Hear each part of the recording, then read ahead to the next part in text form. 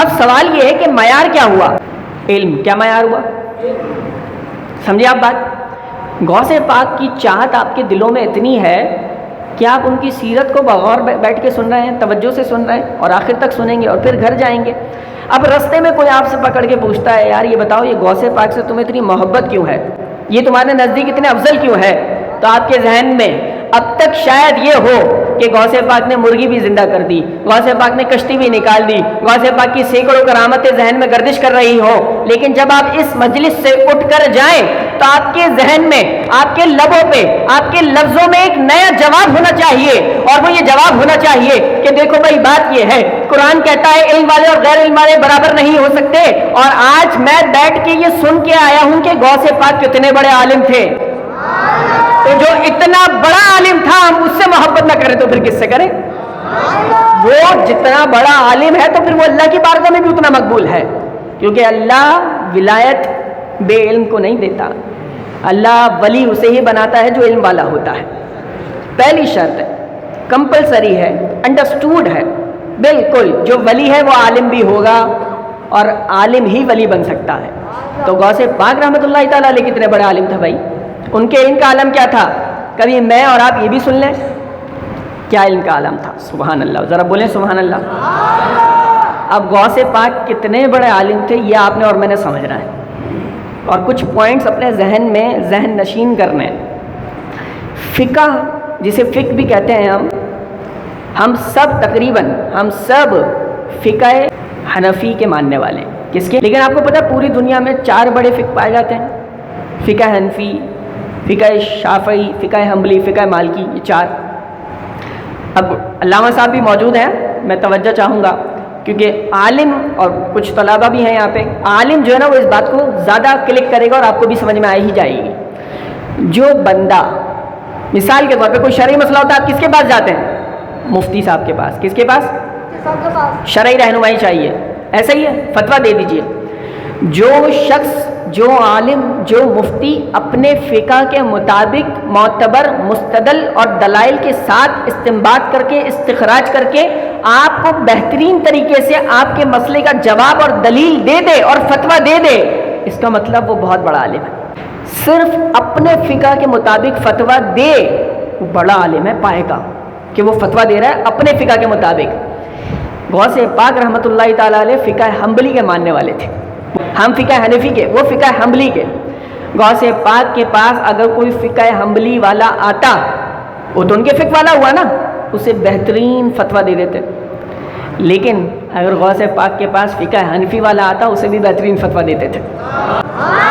غوث پاک کے پاس اگر کوئی فقہ مالکی والا آتا تو اسے بھی بڑا بہترین فتویٰ دے دیتے تھے، اور اگر غوث پاک کے پاس کوئی فقہ شافعی والا آتا اسے بھی بہترین فتویٰ دیتے تھے.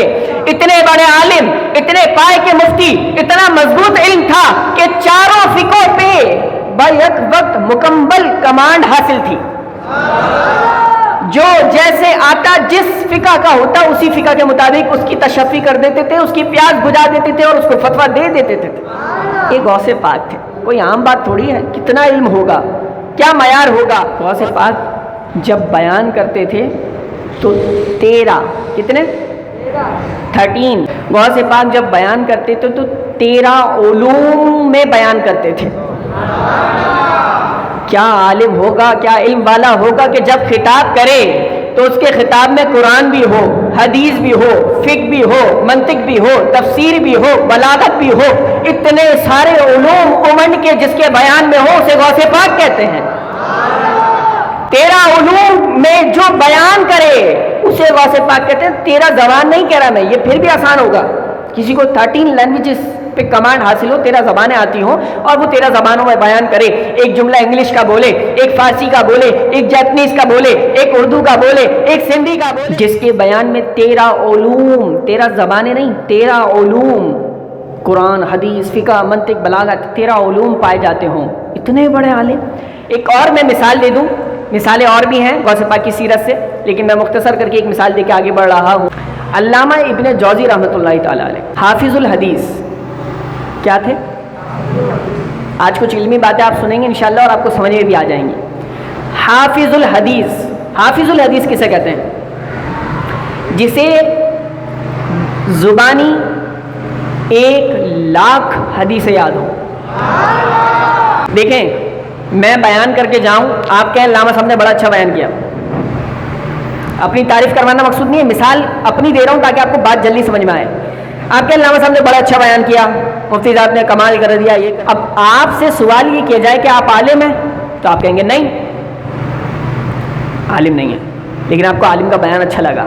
اب یہ میرے عقب میں علامہ صاحب ہمارے دوست موجود ہیں, علامہ عمر صاحب. اب ان سے کوئی پوچھتا ہے اور پھر یہ کوئی رائے دیتے ہیں کہ بیان کیسا تھا, تو آپ کی رائے اور ان کی رائے میں اہمیت کس کی رائے کی ہوگی؟ علامہ صاحب کی. کیوں؟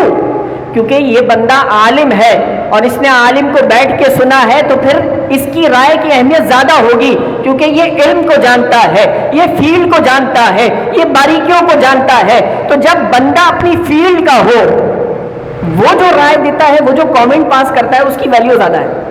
یہ بات ایگزامپل میں نے کیوں سمجھائی, اب سنیں. علامہ ابن جوزی حافظ الحدیث, 1,00,000 حدیث عالم کو یاد ہے, ایسا عالم. آپ کے دوست نے کہا یار غوث پاک کے پاس چلو. اب جس بندے کو 1,00,000 حدیثیں یاد ہیں, جس بندے کے ہزاروں شاگرد عالم ہیں, اب اسے کہا جا رہا ہے ایک عالم کے پاس چلو, تو اندر سے کچھ معاملہ تو ہوتا ہے نا. انہوں نے اگنور کر دیا, کر نہیں بس صحیح ہے, آئی گئی ہو گئی. دوست نے کچھ دن بعد پھر کہا یار وہ غوث پاک کے پاس چلے. اس طرح وہ ٹالتے رہے, کیونکہ خود بہت بڑے عالم تھے, 1,00,000 حدیثیں یاد تھیں. ایک دن ایسا ہوا کہ علامہ ابن جوزی, اتنے بڑے عالم جسے 1,00,000 حدیثیں یاد ہیں, وہ غوث پاک کے دربار میں حاضر ہو گئے. آپ کی توجہ رہے, میں وہ بات عرض کر رہا ہوں, آپ کو پتہ لگے گا غوث پاک کا علم کیا تھا. میں نے جو ابھی مثال دی نا کہ میرے بیان کی آپ تعریف کرتے ہیں, کمال نہیں ہے. کمال یہ ہے کہ علامہ صاحب کی رائے کیا ہے, کہ یہ فیلڈ کا بندہ, یہ باریکیوں کو جاننے والا, یہ ان کو پڑھنے والا, یہ ان کو جاننے والا, ان کی رائے کی زیادہ اہمیت ہے. یہاں پہ علامہ ابن جوزی 1,00,000 حدیثیں یاد رکھنے والا عالم غوث پاک کے دربار میں آ کر بیٹھ گیا. غوث پاک نے قاری کو ممبر پہ بٹھایا, کہا قرآن کی تلاوت کرو. اس نے قرآن کی تلاوت کی, کچھ آیات قرآن کی پڑھی, وہ ممبر سے اترا. علامہ ابن جوزی محفل میں بیٹھے ہوئے, ان کا وہ جو دوست تھا جو انہیں کھینچ کر لایا تھا وہ بھی بیٹھا ہوا. غوث پاک رحمۃ اللہ تعالی علیہ نے ان 3 آیات میں سے ایک آیت کا انتخاب کیا اور اس ایک آیت کی ایک تفسیر بیان کر دی. تفسیر ڈیٹیلز بیان کر دی, رائے بیان کر دی, مفسرین نے اس پہ کیا کلام کیا, اس کا معنی کیا ہے, اس کی میننگز کیا ہے, اس کا مفہوم کیا ہے, اس کی ڈائمنشنز کیا ہے, سب بیان کر دیا, تفسیر بیان کر دی. اب جب ایک تفسیر بیان ہوئی نا, عالم کو بیٹھ کے سن رہا ہے, ذہن میں رہے منظر, تھیم بٹھانا ہے آپ نے, عالم کو بیٹھ کے سن رہا ہے. یہاں غوث پاک بیان کر رہے ہیں اور وہاں 1,00,000 حدیث یاد رکھنے والا عالم بیٹھا ہوا ہے. غوث پاک نے آیت کی ایک تفسیر بیان کی, تو جو ساتھ دوست بیٹھا تھا اس نے پوچھا یار یہ تفسیر تمہیں آتی ہے, یہ آتی ہے؟ تو علامہ ابن جوزی نے کہا یہ تو آتی ہے مجھے, پڑھا ہوا بندہ ہو تو یہ تو مجھے آتی ہے. کہا ٹھیک ہے. غوث پاک نے دوسری تفسیر بیان کی, دوست بہت مخاطب ہوا, یار یہ تمہیں آتی ہے؟ یہ تو مجھے آتی ہے. تیسری ایک آیت کی فی البدی آن دی اسپاٹ, سر دست فوراً, پری پلان نہیں, ایک آیت کی تیسری تفسیر غوث پاک نے بیان کی. پوچھا آتی ہے؟ کہاں آتی ہے؟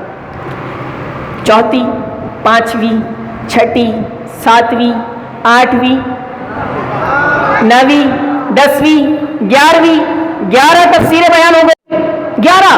اور ہر تفسیر کے بعد بندہ پوچھتا دوست یار یہ تمہیں آتی ہے؟ کہاں مجھے آتی ہے. 11 تفسیر ہو گئی. اب 11 کے بعد غوث پاک نے 12ویں بیان کی. کہا یار تمہیں آتی ہے؟ کہا نہیں مجھے نہیں آتی. 13ویں بیان کی. کہا یہ تمہیں آتی ہے؟ کہا نہیں یہ بھی نہیں آتی. 1,00,000 حدیثیں یاد کرنے والا عالم بیٹھا ہوا ہے, غوث پاک کا بیان سن رہا ہے. کہا یہ بھی نہیں آتی. 13ویں سنائی, کہا یہ بھی نہیں آتی. 14ویں, 15ویں, 16ویں, تعداد چلتی رہی. ایک آیت کی غوث پاک تفسیر بیان کر رہے ہیں اور غوث پاک کتابوں میں لکھا ہے, جا کر پڑھ, بہجت الاسرار کا بھی حوالہ دے رہا ہوں. غوث پاک رحمۃ اللہ تعالی علیہ نے ایک آیت کی تفسیر بیان کی, 1 کی, 2 کی, 14 کر دی, 15 کر دی, 20 تفسیریں بیان کر دی. اور وہ پوچھتا جاتا ہے اب بتاؤ یہ تمہیں آتی ہے؟ کہا یار 11 تک تو آتی تھی, اس کے بعد جو بتا رہے ہیں وہ میرے علم میں نہیں ہے، یہ وہ عالم ہے جو 1,00,000 حدیثیں یاد کر کے بیٹھا ہوا ہے۔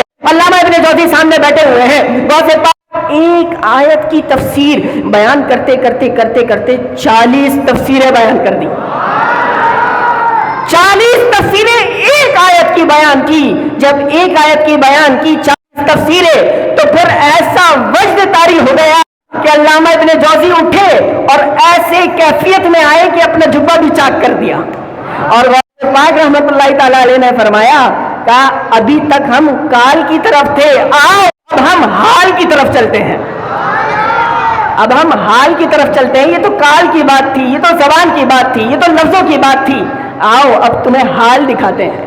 کہا علامہ ابن جوزی نے کہا سوڑیا میں تیرا مرید ہو گیا، میں نے بھی تجھے اپنا دل دے دیا ہے، جو آج تک صحبت میں آنے سے دور بھاگ رہے تھے، یار بس صحیح ہے تم جاؤ، دوست کو بھیج رہے تھے، اب جب آ کر بیٹھے تو پتہ لگا یار اتنا بڑا عالم، ایک آیت کی 40 تفسیریں بیان کر دی، صرف 11 تو میرے علم میں 29 نئی تفسیریں ہیں، کیا علم ہے! 1,00,000 حدیثیں یاد کرنے والا عالم بھی غوث پاک کے ہاتھ چومنے لگتا ہے۔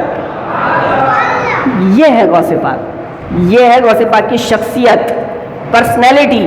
اتنا بڑا عالم شیخ عبد القادر جیلانی رحمۃ اللہ تعالی علیہ اللہ نے ہمیں دیا، اس لیے ہم عالم سے محبت کرتے ہیں۔ ہم تو آج کے عالم سے محبت کرتے ہیں، تو اتنا بڑا عالم جو اللہ نے دیا مجھ سے محبت کیوں نہ کریں؟ اور جب قرآن نے ہمیں اصول دے دیا کہ علم والے اور بغیر علم والے برابر نہیں ہو سکتے، تو ہمارے ذہنوں میں غوث پاک کا مرتبہ بالکل کلیئر ہو گیا کہ غوث پاک جب اتنے بڑے عالم ہیں تو ہمارے دلوں کے بھی قریب ہیں۔ غوث پاک رحمۃ اللہ تعالی علیہ نے بہت کام کیا دین کا، دین پڑھایا، دین سکھایا، لوگوں کو بہت کچھ بنایا۔ اب سوال یہ ہے کہ ہم صرف غوث پاک کے تذکرے کر کے اٹھ نہ جائیں، بلکہ ان کی سیرت کو اپنائیں۔